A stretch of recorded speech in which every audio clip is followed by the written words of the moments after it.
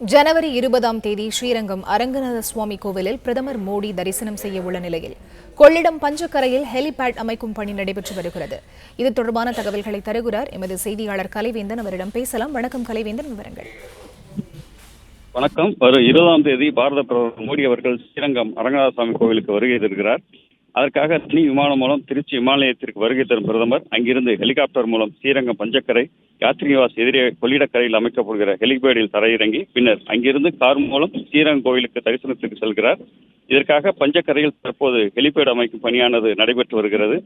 SPG எனப்படும் special production group அதிகாரிகள் அறிவுரைப்படி பொதுப்பணித்துறை, நெடுஞ்சாலைத்துறை, மாநகராட்சி அதிகாரிகள் ஹெலிபேட் அமையுள்ள இடத்தை அளவீடு செய்து மார்க் செய்து தற்போது பணியானது நடைபெற்று வருகிறது. இந்த ஹெலிபேடானது 30 மீட்டர் நீளம், 30 மீட்டர் அகலம் கொண்டதாக அமைகிறது.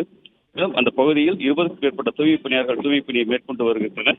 மோடி அவர்கள் திருச்சி மாநிலத்திலிருந்து சாலை மார்க்கமாக வரவுள்ளதாக கூறப்பட்ட நிலையில் பாதுகாப்பு காரணம் கருதி தற்போது ஹெலிபேடில் வரவுள்ளதாக அதிகாரிகள் தகவல் தெரிவிக்கின்றனர். ஹெலிபேட் தளத்தின் அருகே உள்ள மரங்கள் பொக்லைன் உதவியோடு அகற்றப்பட்டு வருகிறது. தீயணைப்புத்துறை வாகனங்கள், அரசியல் பிரமுகர்கள், மத்திய மாநில அதிகாரிகளின் வாகனங்கள் நிறுத்துவதற்கும் இடம் ஒதுக்கப்பட்டுள்ளது.